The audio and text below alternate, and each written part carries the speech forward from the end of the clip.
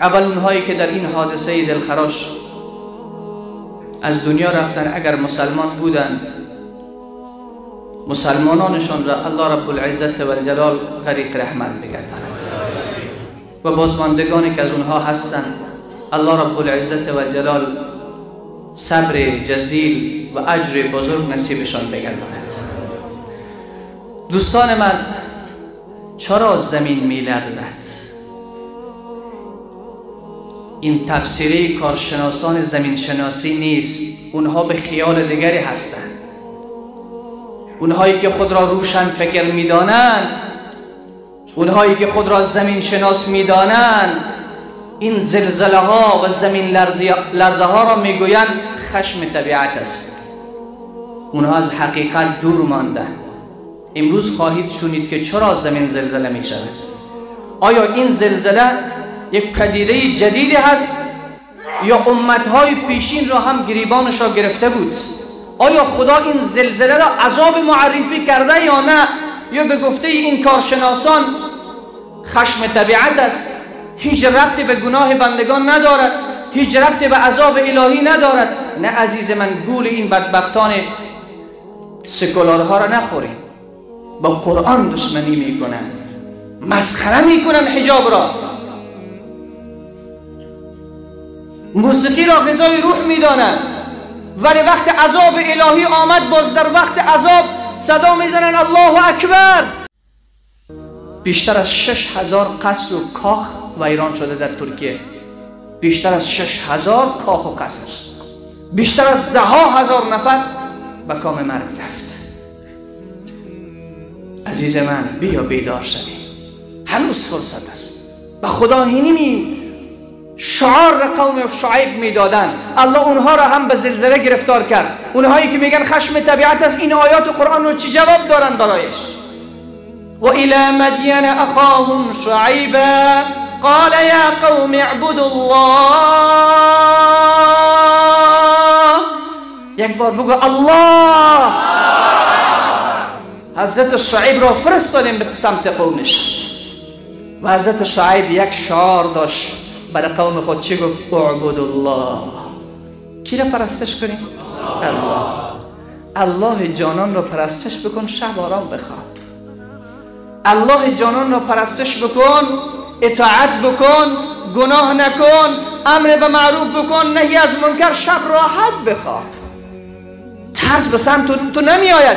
الا ان اولیاء الله لا خوف علیهم ولا هم یحزنون. دوستان خدا غم ندارند. تکبیر! در حقیقت چرا زمین می لرزد؟ چرا آسمان خشمش گل می کند؟ چرا گاهی وقت این دریاها دیوانه می شوند، بحرها تلاطم می کند؟ سونامی رو که یاد داری که لگها نفر را به کام خود کشانید. چه سبب دارد؟ چه علت دارد؟ الله رب العزت و الجلال در یک از آیه های سوره اسراء چه زیبا می فرماید: و ما نرسل بالآیات الا تخویفا. ای بندگان من، هیچ اتفاق در زمین نمی افتد، هیچ حادثه‌ای رخ نمی دهد، هیچ کس را گریبانش را مصیبت نمی گیرد. و ما نرسل بالآیات الا تخویفا. ما این نشانه ها را میفرستیم تا شما را بترسانیم، این نشانه ها را میفرستیم تا شما را برگردانیم، این نشانه ها را میفرستیم تا شما بیدار بشوید. این تلنگر است، این استارد است، این گوش زد است، این در حقیقت خبر کردن حضرت حق سبحانه و تعالی است که ای بندگان من، ولا تحسبن الله غافلا عما يعمل الظالمون. ای پیامبر محبوب، تو گمان نکن که خدا غافل است، نمیداند که بندگان چیکار میکنند. ای محمد صلی الله علیه و سلم، گمان نکن که خدا غافل است، نمیداند که ظالمان چیکار میکنند. نمی آید سراغ ظالمان، الله مهلت میدهد و مهلهم قلیلا.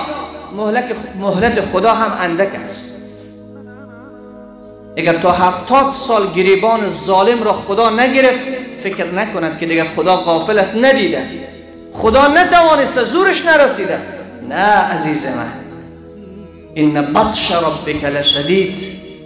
گرفت پروردگار تو ای محمد، با آواز بلند صلی الله علیه و سلم، گرفت پروردگار خیلی سخت است. در وقت خواب باز می آید مرگ به سراغت. باز یکی را از خانه نمیگیره، همه را میگیرد. باز تنها بدکار را نمیگیرد، نیکوکار را هم میگیرد. تنها پدر مجرم را نمیگیرد، طفل بیگناهش هم میگیرد. در وقت عذاب باز خدا را یاد میکنه. شاید چه بسیار بودن که نماز نخوانده بودند، شب خفتن کس نخوانده بود. شاید بسیاری بودن که شاید نماز بلد نبودن. بسیاری بودن شاید قرآن در خانه ایشان نبود. بسیاری بودن شاید برهنه لباس نداشتن در تنشان. بسیارشان شب به معصیت خوابیده بودن و شاید بندگان هم بودن که در میانشان نماز هم خوانده بود، تسبیح هم گفته بود و تهجد هم خوانده بود. پس عزیزان من، و ما نرسل بالآیات الا تخویفا، ما این عذابها را نمیفرستیم مگر برای ترساندن، که باید بندگان بترسن. ببینین عزیزان من، الله رب العزت و الجلال چی میگوید در یکی از آیه های سوره عنکبوت؟ چه زیبا ترسیم میکنند حالات امت های پیشین را. بسم الله الرحمن الرحیم فکلا اخذنا بذنبه فمنهم من ارسلنا علیه حاصبا. الله میفرماید ما گرفتیم امتهای پیشین را، همه ایشان را، اونهایی که سرکشی کردند، اونهایی که از فرامین الهی سرباز زدند، اونهایی که به سخن انبیا گوش ندادند، اونهایی که با دین خدا مسخره کردند، همه ایشان را به کیفر گناهشان گرفتیم. فکلا اخذنا بذنبه. چرا گرفتیم؟ برای اینکه گناه کرده بودند، به خاطر اینکه گناه کرده بودند و سرکشی کرده بودند. فمنهم من ارسلنا علیه حاصبا. بعضشان را بر بالایشان شنباران کردیم. شنباران یعنی شنباد، طوفان را برایشان فرستادیم که سنگها را از یک محل انتقال میداد به سر اینها میریخت. قوم عاد را اشاره میکنند. اونها چی میگفتن؟ من اشد منا قوه، من اشد منا قوه. مثل امروز مجرمان و ظالمان این شعار را میدهند. آمریکا میگوید من اشد منا قوه، از ما کی ابر قدرت تر است در روی زمین؟ این قوم عاد میگفتند. کافر دیگهش میگه من اشد منا قوه. الله رب العزت و الجلال میگه شنبادها را به سرشان فرستادیم، اونها را در خانه های خودشان همونجا قبض و روح کردیم. حتی اجسادشان را 3 روزه را این باد دور انداخته بود. خیلی جسامت‌های کلان داشتند، خیلی جسیم بودند، قدهایشان از ما و شما خیلی بزرگتر بود، خانه‌های مستحکم، قصرهای محکم ساخته بودند. اما الله جل مجدوه می‌فرماید بعضیشان را تندبادها برایشان فرستادیم. و منهم من اخذته الصیحه. و بعضی از ایشان را چون نافرمانی خدا کردن برای ایشان صیحه فرستادیم. صیحه بانگ و آواز مرگبار، بانگ و آواز مرگبار که اشاره به قوم ثمود است.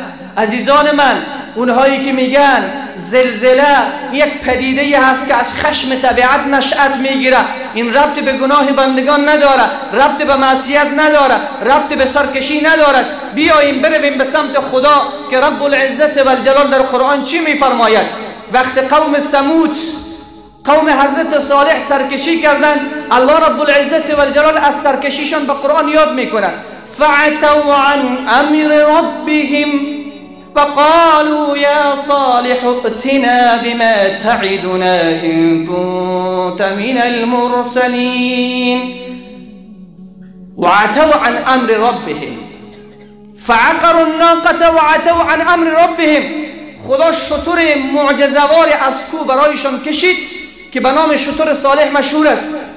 بعد حضرت صالح برایشان گفت اگر ایمان نیاوردین ولی به این شتر اذیت و آزار نرسانید که عذاب الهی دامن شما را میگیرد، ولی پی کردن اون شتر را به قتل رسانیدن. و عتوا عن امر ربهم، از امر پروردگارشان سرکشی کردن. امروز مسلمان الله رب العزت و الجلال نسخه هم برای من و تو فرستاده که اسمش از قرآن. دری میگه که زنا نکو، امریکی است. شراب نخو، امریکی است. دزدی نکو، امریکی است. رشوت نخور، امریکی است. سود نخور، امریکی است. غیبت نکن، امریکی است. جاسوسی نکن، امریکی است. خیانت نکن، امریکی است. و عتوا عن امر ربهم، چرا قوم ثمود هلاک شدن؟ نافرمانی کردن، سرکشی کردن از امر پروردگارشان. و به حضرت صالح چی گفتن؟ و قالوا یا صالح ائتنا بما تعدنا ان كنت من المرسلین. ای صالح، تو همیشه از عذاب خدا حرف میزنی، اگر تو پیامبری، اگر تو راستگو هستی، پس عذاب خدا را بیاور. تمسخر میکردن. جوان عزیز، اونهایی که در صفحات قلب شما را خنجر میزنن، به علما توهین میکنن، نگران نباشید. اونها در حقیقت مثل قوم صالح هستند. اونهایی که میگن این کشور را علما تباه کردن، این کشور را علما هلاک کردن، این کشور را علما بدبخت کردن، علما دنیا را به بدبختی کشانیدن. علما همین را امتهای پیشین به پیامبران میگفتن. گفتن اگر راست میگی پس او عذاب را بیاور. الله رب العزت و الجلال چی میگه؟ فاخذتهم الصيح فاخذتهم الرجفه فاصبحوا في دارهم جاثمين. الله شبانگاه در شب زلزله برایشان فرستاد. چه فرستاد؟ زلزله، زمین لرزه. فاخذتهم الرجفه، الله میفرماید با زلزله گرفته میشانه، با زلزله گرفته میشانه که فرار نکنن. فاصبحوا فی دارهم جاثمین، صبحگاهان وقت رفتن همه به دو زانو و همه نقش زمین شده بودن، همه جان سپرده بودن، همه هلاک و تباه و برباد شده بودن. اینها نافرمانی کردن. الله رب العزت و الجلال، بروین سوره اعراف آیه 77 و 78 مطالعه بکنید. این زلزله عذاب خداست. برای کدام قوم فرستاده می شود؟ برای قومی که سرکشی بکنن، برای قومی که از فرمان الهی فرار بکنن، برای قومی که با دین خدا، با حجاب، با قرآن، با نظام خدا اینا تمسخر بکنن، سریال ها بسازن، مردم به فحاشی دعوت بدن، دروازه های فحشا را باز کنن. فکر میکنن الله غافل است، الله نمیبیند. میبیند عزیز من. امشب چقدر مادران و زنان به این سرزمین خواب نکرده بودند، الفا گریه میکردن چون یک شایعه پخش شده بود که در افغانستان هم زلزله میشه. شاید بسیار مادران امشب که نماز نمیخوندن نماز خونده باشه. شاید بسیاری ها هم مردان هم ناآرام بودن که مبادا امشب زلزله بشه. عزیز من، فکر میکنی که امشب نشد دیگه خدا رهایی ما کرد؟ نمیشود دیگه، خدا نمیتواند اینجا بیاورد؟ میتواند.